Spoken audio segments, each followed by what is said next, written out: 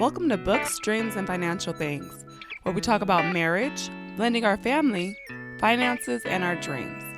We hope while sharing our journey, you can relate and learn with us and from us. Welcome back. I am your host, Renita. And I am Jermaine.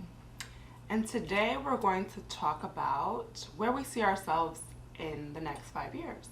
Yep. And we just, on a fly, sort of kind of came up with that idea. And I think it's great because a lot of times, a lot of people, when's the last time you thought about your future? 5 years from now, 10 years from now, 1 year from now? To be honest, I don't think about it often. You know me, I'm not big on a lot of pressure. Right. Even though I'm trying to get out of that, but that's always been my mindset. I feel like I think it's good to obviously look for the future because it sets things up and it's like something to strive for. Right. But then it's like if you don't reach those things, then you feel bad and all those things. But I think it's very important to do so because it kind of helps you make your path to where you want to go. Right. So, as a whole, we're always making goals, and not all the goals get accomplished, and some goals do get accomplished, and so then you just revamp it and do it. But to look 5 years ahead, I think for those of you who are listening or even watching, that you should think of that. Think of where you want to be 5 years from now, and it just sort of kind of gives you a tone, because if you don't have any goals with regards to a year from now, 5 years from now, 10 years from now, a lot of times you'll just find yourself just going through life. Mm-hmm. But when you have those goals, that's the first thing, that thought process that you put it in your mind, and then that's the beginning step to obviously putting your foot in front of each and progressing towards whatever it is that you want to do. So I figure that would be a great topic for us to talk about, where we see ourselves in 5 years from today. Obviously, hopefully, we're not dealing with COVID anymore. That's a thought of the past, and life will be so much different. So, 5 years from now, where do you think we'll be living? I think that we'll be living somewhere like Arizona or Texas. Yeah, I don't think we'll be living here. No? No. You don't think we'll be in San Diego? See, for me, same thing. I think that maybe Arizona, Texas, just because, the cost of housing is a little cheaper. But with the economy and everything that's happening, you never know. If you could stay living in San Diego, would you stay living here? No. No? No. Huh. So you want to leave San Diego? I do. I've always had this dream to not live in San Diego, California, and I've always tried to go to LA. Of course, came back to Escondido. So I think I'm not saying I would never live in San Diego again. I would just love to live somewhere else. Huh. Okay. And so for those of you who are listening, it's sort of kind of surprising to me, just because 5 years from now, I've always been talking about possibly leaving from the beginning of a relationship, but a great thing is her mom lives right around the corner. Oh, okay, so your mom will come. Otherwise, so there goes the key. Okay. Because they're getting older. They need to be close to where I'm at. I need to be close to where they're at. But I think that they would come. Okay. So then I would go. Okay. Currently, right now, you just graduated from school. Mm-hmm. And so, 5 years from now, where do you see yourself career-wise? I see myself being a nurse for when I still want to pursue that, and eventually become a nurse practitioner. So I probably in 5 years, if I'm not a nurse practitioner by then definitely close to being one. But definitely practicing being a nurse or whatever, and then also having my own businesses, not on the side, but also okay, running some businesses. Mm-hmm. So. Okay, and that's cool. And for myself, similar, obviously not going to school or anything along those lines, but the businesses that I have started and that I do have now, hopefully, those businesses will grow and be bigger. And then I'll probably have 2 or 3 other businesses with regards to that 5 years from now. Maybe one or two in 5 years, but who knows what's going to happen in that time span. But that's sort of kind of what I see. And so when we talk about career, obviously money's part of that situation. Have you ever thought of like a dollar amount that, you know, you would want to make that'll make you, you know, comfortable, or where you're not having to worry about finances? I think when I think about just my career and working, I think more about doing something that I enjoy. Uh-huh. And then I'm always hopeful that it brings about the finances that, you know, I would need to live the lifestyle that I want. I think more about the lifestyle that I want to live than how much money it's going to take to live it. Which I don't know if that's smart or not, but that's just kind of how my brain thinks. Like, I'm like, oh, I want to have this kind of house, I want to have this kind of car, I want to be able to do these kind of things. So I'm going to need a job that's obviously going to, job and businesses that are going to afford me those things. Okay. And so for myself, you know, like most kids growing up, African American kids growing up in the hood, you know, the first thought is $1 million. That we always put that price. And I think a lot of people across the board sort of kind of think, oh, you know, I want to make $1 million. And then when you either make $1 million or you get close to $1 million and you understand that's not really any money. But for myself, well, number one, I think piggybacking off of what you said with the house, the type of car that you want, the type of career you want, I think that within the next week or two, I was going to talk to you about this, and I'm going to say it on the podcast, and I think that everyone who's listening should do this too, a vision board. It's time for us. We've talked about making a vision board. We just never got around to it, but I think it's important that we make a vision board. But as far as the dollar amount, same thing for me. One of the things that I'm starting to understand is it's not necessarily about the dollar amount. Obviously, like I've said before, money is like a tool, and if you use it correctly, you can, you know, buy yourself financial freedom. And what that means is being able to do what you want when you want to do it. And so that's always been the thing with me. I mean, in the mornings when I'm meditating, that's what I'm always thinking about, financial freedom. And financial freedom for me means basically that I can do what I want whenever I want, and we can, you know, and we have the finances to cover that and to do that. And so I look at money now as like an infinite stage. You know, it's just, you know, there is no actual cutoff dollar amount, but you know, I want to have it and use it as a tool to provide as much value in the world that we can provide for people. And I think by providing value, which is, I think I said this to you earlier today, but by providing value, then, you know, that reciprocates and it comes back, and, you know, life is easier for us. And so traveling, in 5 years from now, where do you think we will have traveled? International? Here, I mean, we travel a lot within the United States, but we haven't been international. What's your thought process on that? Yeah, I think that we'll definitely travel internationally. As soon as, you know, things open back up, I would hope we are able to go somewhere, since it's been so long since we've traveled at all. But yeah, for sure. Okay. And then investments was more of like a thing that I pretty much handle within our family, but the reality is even starting business and stuff is considered an investment. But you know, I've always wanted to be in the real estate market. I know eventually within 5 years, I'm pretty sure we'll have one property for sure, but, you know, possibly 4, depending on, you know, our situation and how it all works out and how things work in that aspect as well.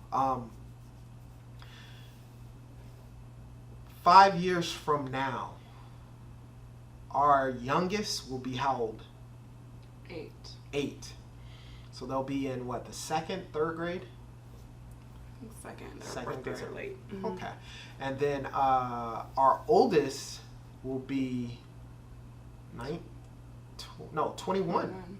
21. Jeez. You think we'll be, you think at 21 we'll possibly be grandma and granddad? I hope not. You hope not? 5 years from now, I will be not even 40. I hope not. So yeah, my oldest daughter is 16, and 5 years from now she'll be 21.